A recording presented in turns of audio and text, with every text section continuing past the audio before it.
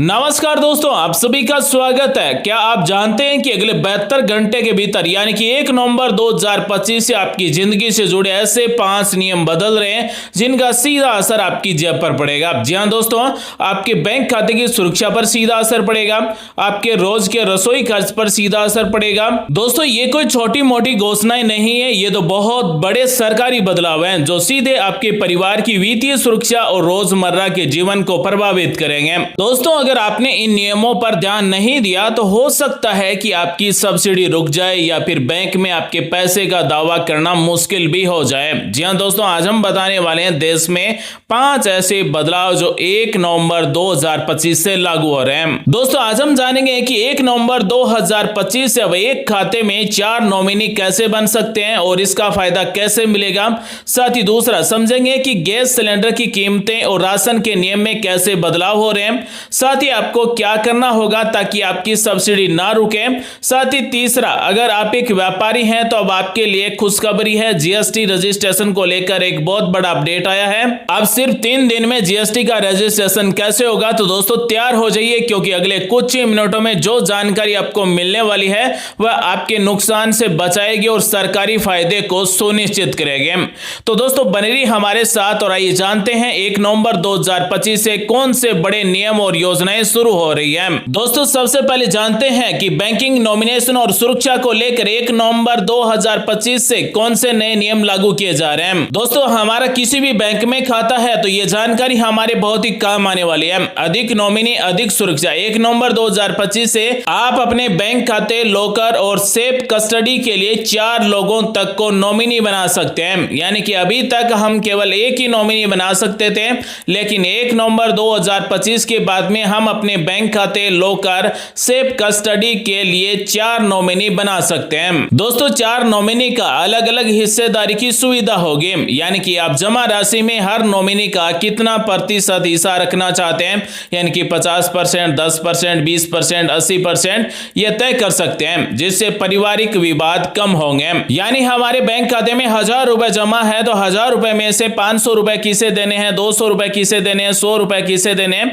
यानी कि अब 4 नॉमिनी का अलग अलग परसेंटेज होगा। इसी के साथ दोस्तों 1 नवंबर 2025 से लॉकर और सहकारी बैंक से संबंधित नियमों में भी बदलाव किए जा रहे हैं। यानी 1 नवंबर से लॉकर के लिए क्रमिक नामांकन लागू हो जाएगा। लॉकर के लिए केवल क्रमिक यानी कि सक्सेसिव नामांकन की अनुमति होगी, जिससे उत्तराधिकारी स्पष्ट रहेगा। इसी के साथ दोस्तों 1 नवंबर 2025 से सहकारी बैंकों में कार्यकाल को लेकर नया नियम लागू कर दिया गया है। सहकारी बैंकों में गैर अध्यक्ष निदेशकों का कार्यकाल 8 साल से बढ़ाकर 10 साल तक कर दिया गया है। यानी कि सहकारी बैंक में जो गैर अध्यक्ष हैं उनका कार्यकाल अब 10 साल तक रहेगा। इसी के साथ दोस्तों 1 नवंबर 2025 से शेयरों का हस्तांतरण के लिए एक नया नियम लागू किया गया है। दावा न किए गए शेयरों का हस्तांतरण किया जाएगा। बैंकों को दावा न किए गए शेयरों या फिर ब्याज को IEPF यानी कि निवेशक शिक्षा और संरक्षण कोष में ट्रांसफर करने की अनुमति दी गई है। इसी के साथ दोस्तों 1 नवंबर 2025 से रसोई गैस और सब्सिडी को लेकर सरकारी बड़े नियम लागू किए जा रहे हैं। दोस्तों 1 नवंबर 2025 से LPG कीमतों में बदलाव हो सकते हैं। यानी कि हर महीने की पहली तारीख को गैस सिलेंडर की कीमतों यानी कि LPG CNG में बदलाव हो सकता है। तो दोस्तों 1 नवंबर 2025 से LPG या फिर CNG सिलेंडर की कीमतों में बदलाव हो सकते हैं, क्योंकि हर महीने की 1 तारीख को सिलेंडर की कीमत में बदलाव किया जाता है। इसी के साथ दोस्तों 1 नवंबर 2025 से गैस सब्सिडी को लेकर बहुत बड़ा अपडेट आया है। गैस सब्सिडी को लेकर बहुत बड़ा अलर्ट है। गैस सब्सिडी अब केवल उन्हीं बैंक खातों में भेजी जाएगी जो आधार कार्ड से पूरी तरह लिंक है और सत्यापित है। यानी कि जो आधार कार्ड बैंक खाते में वेरीफाइड है उन्हीं के बैंक खाते में गैस सब्सिडी भेजी जाएगी।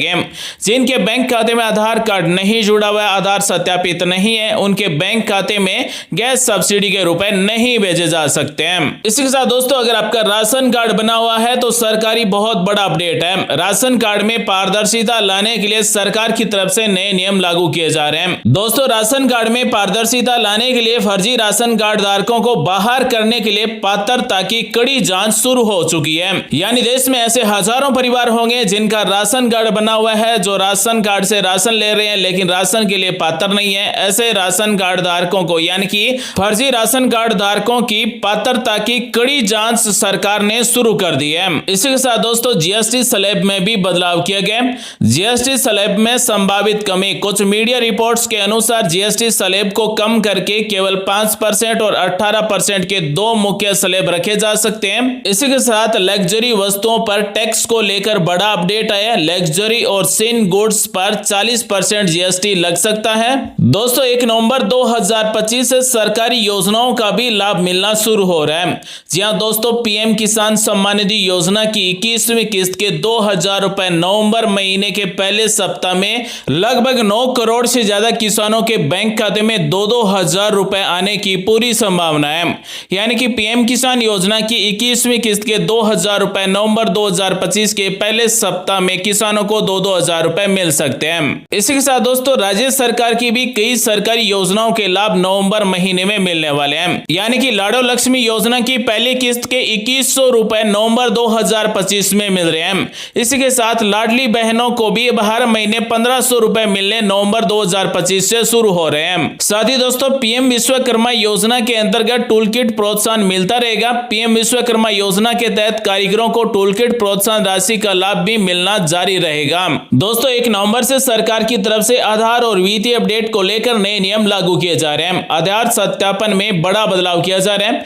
आधार ऑटोमेटिक वेरिफिकेशन यानी कि UIDAI आपकी जानकारी को पैन, राशन कार्ड जैसे अन्य सरकारी डाटाबेस से जोड़कर स्वचालित रूप से सत्यापित करेगा। यानी कि UIDAI आपकी जानकारी को पैन कार्ड, राशन कार्ड जैसे अन्य सरकारी योजनाओं में जोड़ा जाएगा और ऑटोमेटिक डाटा का सत्यापन किया जाएगा। तो अब सरकार की तरफ से आधार ऑटोमेटिक वेरिफिकेशन स्टार्ट किया जा रहा है। अब हर आईडी के लिए आपका आधार वेरिफिकेशन जरूरी नहीं होगा।